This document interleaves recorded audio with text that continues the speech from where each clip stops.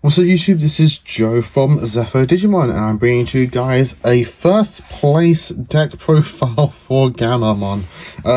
Yes, I am unintentionally, but also intentionally, flooding this channel with Gammamon profiles. As you guys all know, as I said in my previous, I believe in my previous profiles, this is the deck I'm really focusing on this format as my main competitive deck, my main locals deck, and everything in between. I'm just having so much fun with new support, trying out different ratios, trying out different techs and everything like that, just to try and get the best Gammamon profile that I can for the card game in general, for everyone to enjoy. Who especially enjoys his character and just wants to get into the game and play this character's deck. I really want to try and give as much content as I can to give you the guys the most support in trying to make your own lists. So before I get into it, if you enjoy this video, give us a like and subscribe down below. Ding that notification bell as well, because if you enjoy a person's content here on YouTube, you don't want to miss out on that content, and that notification bell helps prevent that. All of that is greatly appreciated, and thank you guys so much for doing so. So let's get into this profile. So to give a brief explanation on how I got this profile working, or how this current build the way it is I just done so much research. I've gone through all the top lists that have been doing well currently in the early 21 format in both Asia as well as everywhere else. I've gone through all the levels of the deck and seeing what's the most commonly used, what's the most highest ratios, what's the most lowest ratios, and trying to either see the most common one or get that bit in between. I've gone through my own extensive understanding of the deck, through my own experiences, as well as taking it to my own personal locals, both in this current format as well as previous formats. All that information has convoluted into this list, and I think it's a very strong list, especially if you want to again get into this deck. If you want to get into this deck, this is the most comprehensive list that I feel like that I've personally made, and that I'm definitely going to be branching off, logging it and branching it off from this list. This is going to be like my base point at the moment. As again, it's had recently good success, being first place at my recent locals. So let's get into the profile. Starting off with Gammamon, I think still Gammamon is the most flexible thing in the deck. It all depends on your personal playstyle and how you like to draw cards in your decks, via outside means or via attacking. This one is again from RB1, allowing you to gain a draw one when you gain an evolution source. For Gammamons, so we got 4 of the RB1 Searcher, we got 4 of the LM Purple Gammamon, and we've got 3 copies of the new BT21 Gammamon. These are the most consistent Gammamons you're seeing in most lists. Everything else is like a 1 of or 2 of, or just not in there at all. These are the most consistently used, and in testing, these are just the ones that give me the best results. Your main searcher, you need to have this in multiple copies. Both of these giving you DP buffs. This one also allowing you to warp in certain means. And this one allowing you to play Tamers. This combos very well with the champions index, which we'll get to later. And just being able to keep flooding the board with your Tamers without having to spend memory on them, allowing you to play flexibly with your own Digimon as they are. And you know, if they do get removed, you just get an additional benefit off them. The other rookies in the deck, we are just playing 1 copy of Bokamon and then 2 copies of Solomon. Bokamon is a 1 to 3 of in most common lists.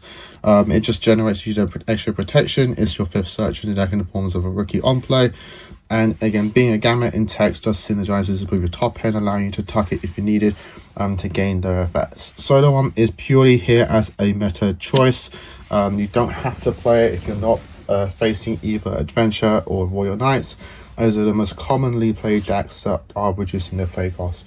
Both of them are extremely strong decks though, so if you are taking this to higher events via regionals plus, I do highly recommend at least 1 copy of Solomon in your deck that you can just utilize, put it on the field, and then hopefully stun your opponent for like a turn or 2.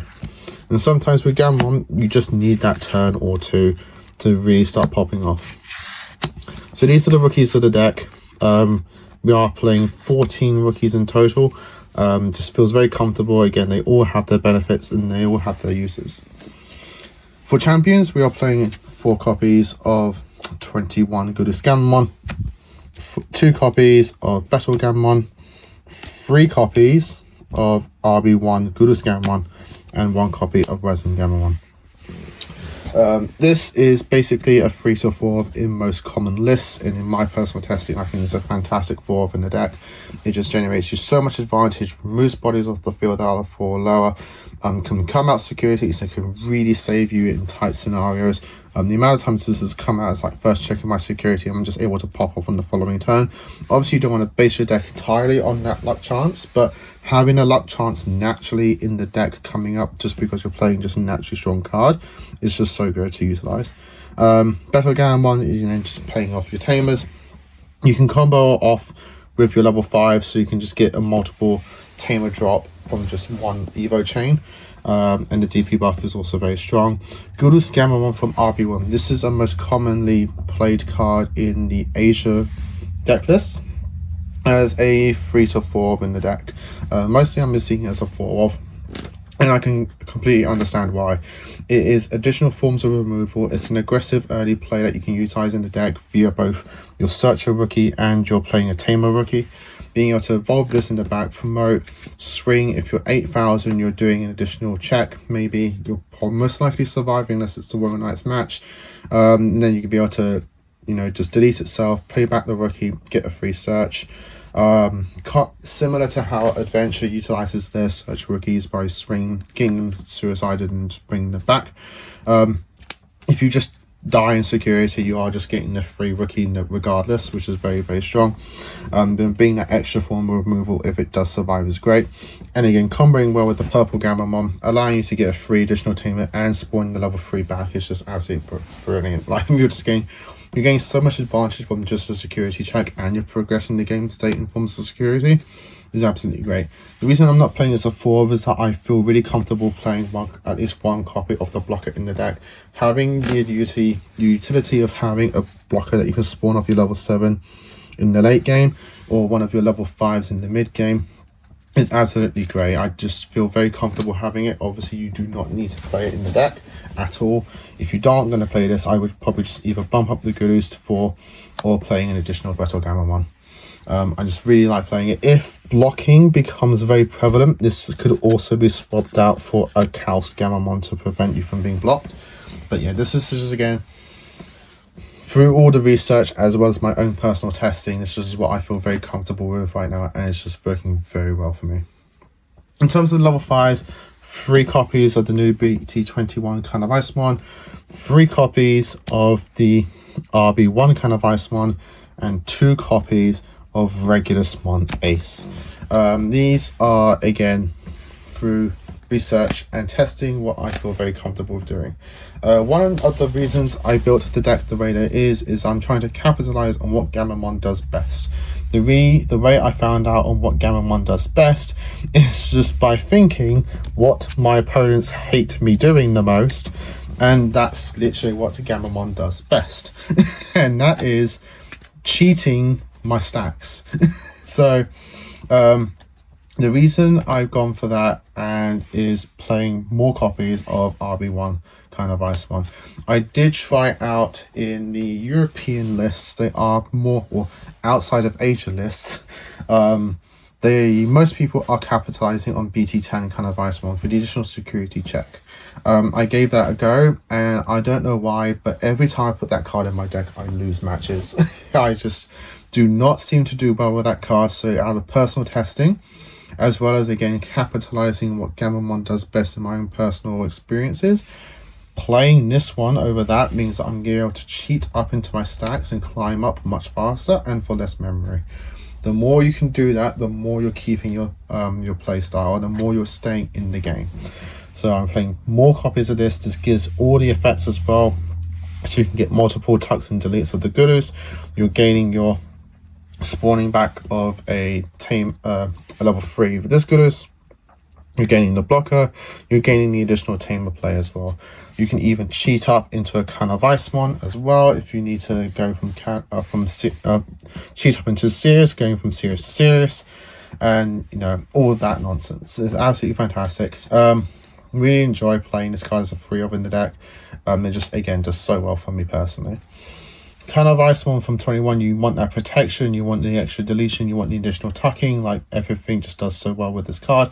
And Regulus Mon Ace, again, I want to utilize what we have in the deck and trying to make it as broken as possible. One of the most broken cards we have in the deck is the Strongest of Brothers, and having an ace that you can blast on your opponent's turn to gain an additional evolution source means you can proc the brothers on your opponent's turn to climb up further into your mega and gain an additional removal. This also combos very well with the Pokemons that we're having in the deck, and in the Royal Knights matchup this combos super well with Solomon, as now if they remove Solomon you get into the Regulus, delete one of their Mechamons, and you spawn back your Solomon, and now they're locked again. As Regulus Mon is not locked to what it can play back from the trash, it just has to be level 4 or lower. So absolutely amazing card, really enjoy it in the deck. And again, this is just what's again been working very well for me. Other cards you can do the highest is the new Regulus Mon. Great, fantastic card. If I wanted to play in the deck, I'd probably drop one of these two. Keeping this. It's a very strong card. Not a wrong pick. Again, whatever fits you personally, put it in the deck. It's utilized in many lists that are doing very well right now, and I wouldn't say no to anyone wanting to put that in the deck. Moving to the megas, 3 copies of the new 21 Serious Ones. Self-explanatory, is now new best level 6. 1 copy of Serious Mon Ace, along with 2 copies of RB1 Arcturus Mon, 1 Proximamon, and 1 Megamon X Antibody. Again, Serious Mon, the new one, absolutely fantastic. It's our best level 6 in the deck. It's our aggression, it's our removal, it just does everything that we need as a mega. Arcturus Mon is again most commonly used at 3 to 4, but I'm really enjoying it as a 2 because I wanted to make room for the Serious Mon Ace.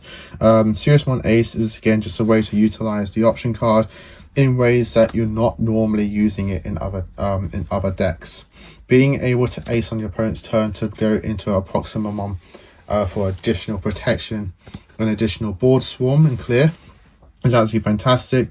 The memory gain that you can get back if you do delete something can maybe even pull turns, but also being able to drop this for 7, tuck one of your other Digimon in the deck, delete a body on the board, proc your option to then go into proxy for nothing, means you just paid 7 to go to 7. Like, just absolutely fantastic. Yeah, you can't swing that turn, but being able to get essentially 2 removals and additional body on the board, as Proximon will just delete something and then spawn back one of your lower bodies from trash, means you're just clearing off stacks and clearing off fields and making yours wider much faster and more efficiently. Arcturus Mon is just, self-explanatory, and the Omnimon is essentially here to get that additional swing in for game. It's not really there for anything else. Yes, it can also remove a body, which is great, but getting that additional check in for damage to win the Uni game just literally can sometimes be the difference of winning a game and losing a game. There was a Royal Knights match where my opponent at the end of it said, like, if you literally just had this in the deck, you would have won like 3 turns sooner. And it's literally true. You don't have to play it. If you wanted to, I would probably just drop this and maybe play another Arcturus one if I wanted to take this card out of the deck. I probably wouldn't up Proximamon. I think one's just more than enough. But yeah, you can bump up one of these two if you don't want to or don't own Omnimon X. But yeah, you can just pop up one of those.